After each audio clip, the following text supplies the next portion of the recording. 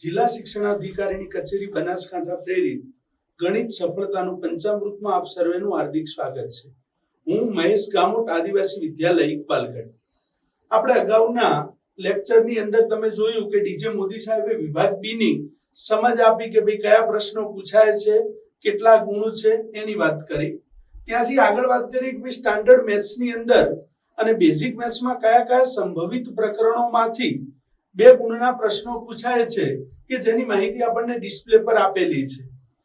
આ જે પ્રકરણો છે એની આપણે વિગતે ચર્ચા કરીશું. આ બેઝિક મેથ્સના પ્રકરણો છે, બહુપદીઓ છે, દ્વિઘાત સમીકરણ છે, બધા. આ કેટલાક મેં એક્ઝામ્પલો અગાઉના બોર્ડમાં પૂછાયેલા પ્રશ્નોને અહીંયા લીધા છે. વિભાગ બી ની અંદર ખાસ ખબર રાખવાની છે કે સૂત્ર યાદ રાખવા. આ ખાસ છે. જો તમને સૂત્ર યાદ હશે તો તમે વિભાગ બી ની અંદર મહત્તમ માર્ક્સ કવર કરી શકશો. સૂત્ર અને કિંમત આધારિત દાખલાઓ મુખ્યત્વે આ વિભાગની અંદર પૂછાતા હોય છે. ધારો કે આપણે અહીંયા જોઈએ કે ભાઈ સમાંતર શ્રેણી 2, 7, 12 નું 20મું પદ શોધો. આ સમાંતર શ્રેણીનું 20મું પદ શોધો. તો સમાંતર શ્રેણી માટે એની વેલ્યુ કેટલી છે? તો કે પ્રથમ પદ એટલે કે 2 અને ડી બરાબર બીજું પદ માઈનસ પહેલું પદ એટલે કે 7 માઈનસ 2. બીજું પદ માઈનસ પહેલું પદ 7 માઈનસ 2 એટલે કેટલા આવ્યા? 5.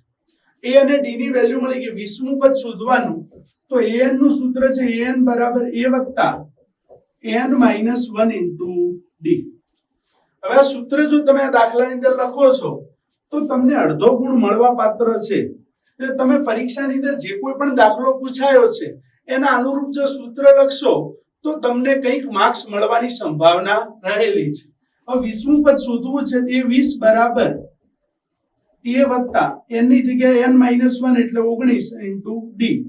e ની કિંમત મૂકીએ તો 2 વત્તા 19 અને ડી ની કિંમત છે 5.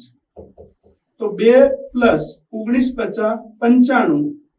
તો 95 વત્તા 2 એટલે જવાબ આપણો કેટલો આવે? 97. તમે સૂત્ર લખ્યું તો અડધો ગુણ મળશે. કિંમત મૂકી તો બીજો અડધો ગુણ મળશે. ગણતરી કરી એનો અડધો ગુણ અને છેલ્લે જવાબ આવે છે તો અડધો ગુણ. તો 2 ગુણના દાખલાની મુખ્યત્વે ગુણ પ્રદાન યોજના આ પ્રકારની જ હોય છે. આપણે કોઈ પણ દાખલા માટે જોઈએ તો એની અંદર આ રીતે આપણને ગુણ પ્રદાન યોજના જોવા મળે છે. હવે તમે અહીંયા જો બિંદુએ 4-3 અને 8-5 ને જોડતા રેખાખંડનું 3:1 ના ગુણોત્તરમાં વિભાજન કરો.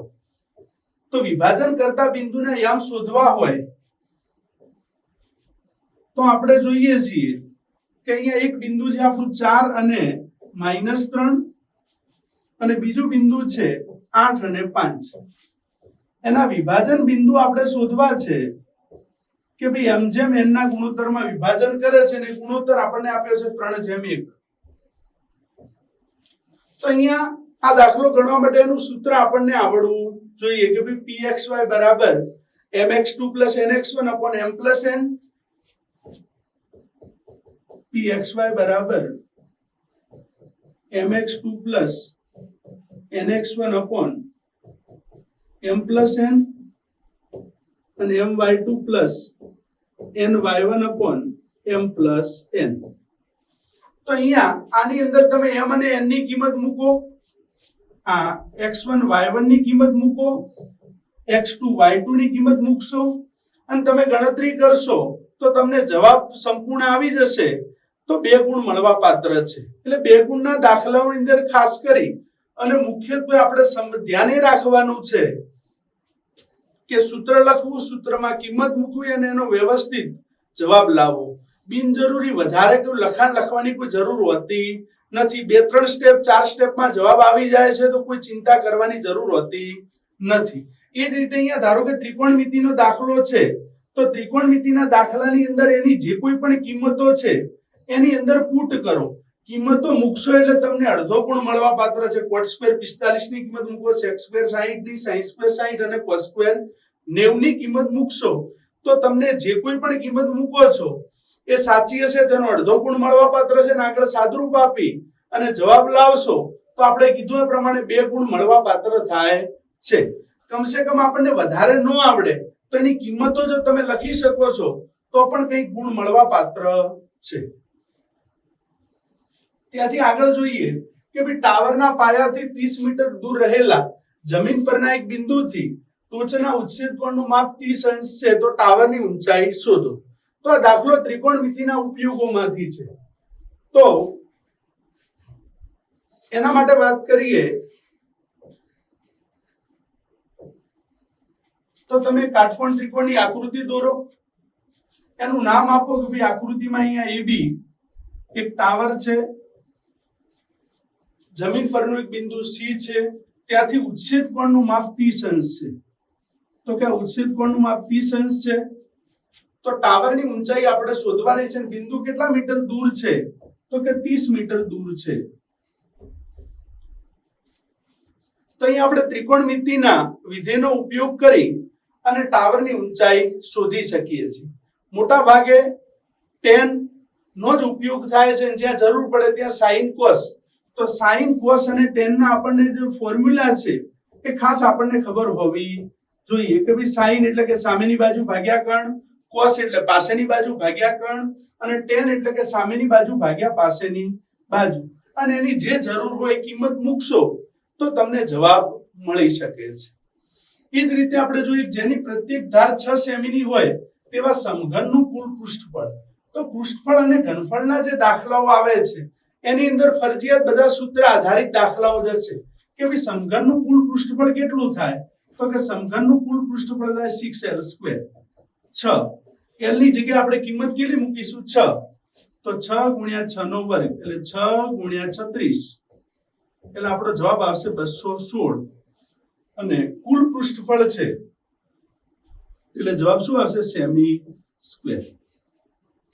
આવા જે દાખલાઓ છે એમાં એકમ લખવો પણ ખાસ જરૂરી છે.